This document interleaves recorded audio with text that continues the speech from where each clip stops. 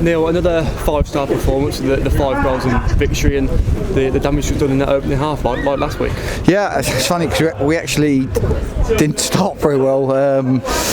It was really windy out there, really strong, and obviously we was against it. And again, we just talked to the boys about playing whatever the opposition are trying to do. We should have the answers for, and we want to play from the back and we want to roll, move it and switch it. But we did it slowly, and we invited them to press us, and we never quite worked out that whenever we played long and we started running and backing the play up quickly, we caused them a problem. And every time we did it, we did cause them a problem. We got a goal from that sort of moment. So it took us a little while to do it, and it was I was disappointed with the way we started the game, but in the end the goals were good, and we've shown the threats, and like we said, it was something we was concerned about going into the new year, was we needed to create more clear-cut chances and make more happen, and can't really ask for much more since. Yeah, that was like you mentioned, the slow start, so that the goal comes at the right time, and perhaps a team that haven't won in maybe 11 or so games and come in here and they started brightly, but once that first goal,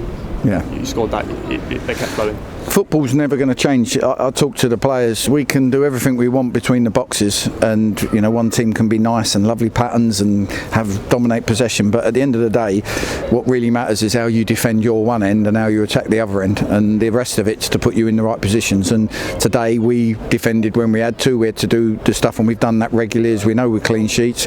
And our goals, for me, were good goals, but they were too easy, and I'm sure their manager will be disappointed with them. Yeah, the goals that have came in the last sort of 4 games or so, the goal difference always helps, and the points at the same time, but it's nice to see the lads chipping in with the goals now. Yeah, again, we've worked hard. Barney, I've been on him to start chipping in and scoring goals. Obviously Newts, where if we could, we'd buy Newts a goal. He's working so hard for the team, and it's just not dropping for him. But that happened to Dallo a few weeks back, and look at him now, everything he's touching is going in. So the same will happen to Newts. He's just got to keep chipping away, and the lads are all behind him. But as I say, you have to run hard, you have to put yourself about, you have to outrun the opposition, outfight them, and majority of the game we did that. We got a little bit loose with our 1v1 last sort of 20 minutes, and we let the game fizzle a little bit. I thought we started the second half quite well, had 2 or 3 great chances, but we let it fizzle a little bit, and that was the only disappointment really.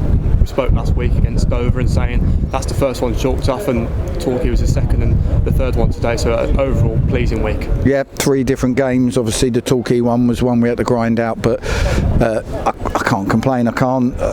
We've come into a 9-point week. We've scored 12 goals. We haven't conceded one. But as I said before, and I keep saying it, you look at the top of that league and it's relentless. And no matter how many games we're winning and how well we're doing, we can't seem to close the gap at the top. But we just got to hang on in there. Yeah, does that show? We all know how competitive this league is, but you've mentioned on numerous occasions to keep plugging away and ticking those points, keeping them going, and results like this help because they could easily come here and nick it themselves because of the run they're on, and to get another victory helps. Yeah.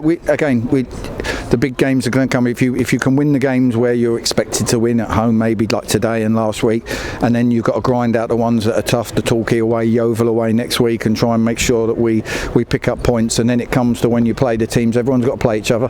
Your Notts Counties, your Stockports, your Wrexhams, your Chesterfields, you're going to have to play them. And so far in some of them we've come up short, in others, Bournemouth and Halifax, we've done all right, and we've got to find a way not to drop points when them games come. But you've got to win these games to stay in there, and I've always said last 8 games, can we be in touch, can we make it exciting, and we're going to have to play well to keep that going. Yeah, just finally, week to prepare for Yeovil, and does that help having the extra week? It's been a busy one, this one, or do you want to keep going? Yeah, no, we don't mind Saturday, Tuesday, Saturdays. They're great. I think when you do Saturday, Tuesday, Saturday for 2 or 3 weeks running, it's quite tough physically and mentally.